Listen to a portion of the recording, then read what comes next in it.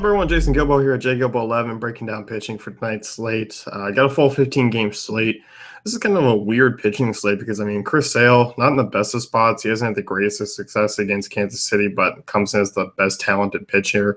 You got Zach Greinke on the road in Coors. He's pitched well there this year. He's pitched well against Colorado. And after that, we get Michael Pineda at home. We'll talk about him, Irvin Santana. And then we just have a huge drop-off in terms of low-end pitching options. So kind of divvying out the favorites will be tough, but we'll make do here. Talk about Sale first. You look at him, he's obviously faced this team quite a bit. He has over a 3 ERA in 10 starts over the last 3 years against Kansas City, basically facing the same group of hitters, averaging about a strikeout per inning against him, which is decent. But overall, they have a 316 average and 23% strikeout rate against Sale over 332 at-bats. So not promising numbers. They're also not striking out a ton this year against lefties, 18.6%, 23rd in WOBA, 24th in ISO. I do think he gives you a decent floor.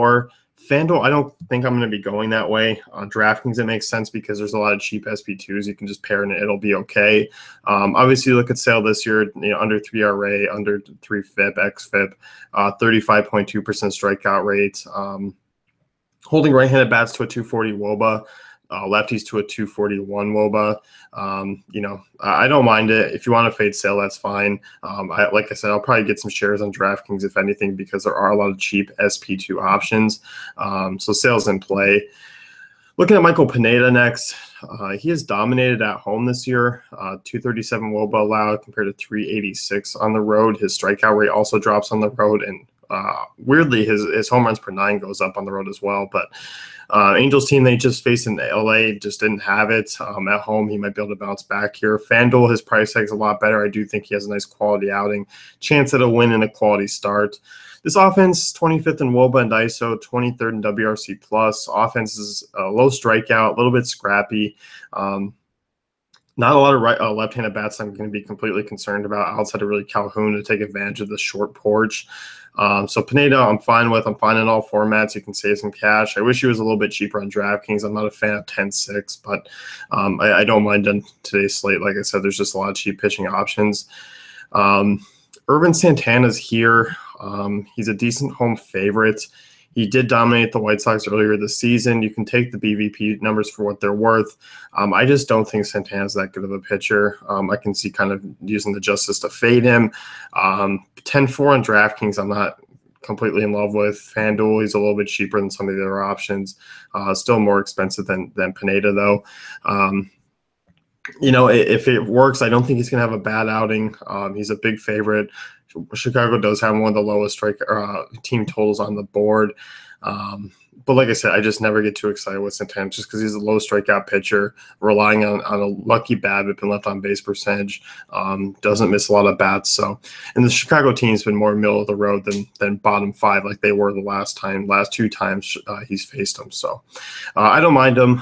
But like I said, he's probably not going to be a guy who finds his way into my lab tonight. And if he has a solid outing, so be it. So. Looking lower, we start to get into these options that are extremely cheap, and these are kind of more SP2 on DraftKings ranges. These are start to go more of the just load up on bats on FanDuel and hope they all go off. Mike Leake, interesting play here. He's been struggling over his last few starts, and 19 hits over his last 2 outings. Has allowed a couple earned runs, okay against the Phillies. Sure, he might be able to get away with it. Leake's never going to get you a ton of upside. You just got to hope the bats carry you. If this was a different slate where we had more enticing high strikeout upside guys in this mid-range, Leake would be off the board for me. But I don't hate the idea as an SP2. I won't use him on FanDuel. There's just no real upside even against this Phillies team. So I don't hate it, but I'm not in love with it. Looking lower, this Miami Marlins game, this Gio Gonzalez, and Volquez. Volquez obviously hasn't been pitching all that bad. Struggled against Oakland, but outside of that, has been decent. Obviously, solid against the Pirates. Good against Arizona, obviously with the no-hitter. Before that, was strong against the Phillies. There's just a little bit too many lefties in here for me to worry about. And also Ryan Zimmerman, Anthony Rendon, if he's in the lineup. I'm not loving Vilquez even at the price. Gio Gonzalez, this is a good Miami Marlins team against lefties. If you look at their numbers this year, they rank 6th in WOBA. ISO hasn't completely been their hard contact rate, not either, but a lot of dangerous bats. They're just kind of a pesky team. Gio's some boomer bust, and I just think he's overpriced on this slate. Julio Teheran's another big name. This is one where, 7-9 on DK. He's been really bad against lefties, and the fact that Span, Belt, Brandon Crawford, Joe Panic, 4 lefties, I just feel like could give him some trouble, even though the Giants have been really bad. I just won't be going here in this ballpark. It's just too tough for me. But I think you can start to branch out here out west and kind of into later games and Central. Mike Montgomery's interesting as a SP2. He's 5'5". You got to basically go out there and kind of gets the win. And kind of goes 5 or 6 innings, because 6 innings is the max you're going to get out of him, which is fine at the price tag. But if he can pick out about 4 or 5 strikeouts, 6 strikeouts pushing against his Padres team, I wouldn't hate him. Strikeout rate hasn't been bad this year for him. Walk rate, a little bit of an issue. I think he's decent against the Padres team that does strike out quite a bit against lefties, 24.6%. Sure, they got some pesky righties, but Montgomery actually hasn't been that bad. He's been a guy we've used in the past before starting. The problem is he's just not stretched out. So you just basically got to hope he picks up that win, goes 5 or 6 innings, averages about 5 or 6 strikeouts, and you'll be fine there. So SP2 wise, I don't hate the move. In play for me. Moving on here, Francis Martes is intriguing. Guy has some good fastball, decent strikeout stuff, a little bit wild. The strikeout upside is there against an A's team that strikes out quite a bit against right-handed pitching, 25%. We saw that upside with Peacock. They do have some power. They do play a little bit better at home. But definitely in play for me tonight. I like the option as an SP2, even a FanDuel solo bullet. So he's in play for me just in terms of upside. And then Brandon McCarthy, intriguing DK price. FanDuel is a little bit more expensive. But this year, 259 WOBA to lefties, 29.9% soft contact rate. Keeps the ball in the park, 0.26%. Against righties, 267 WOBA, 21.3% soft contact rate. The Mets offense is good, 7th in WOBA against righties, 4th in ISO. They're better away from home, but obviously in that game in Dodgers is not as appealing as other ballparks. McCarthy's in play for me. I think in terms of a cash game option, I don't hate the move. There's not really a lot of blow potential with him.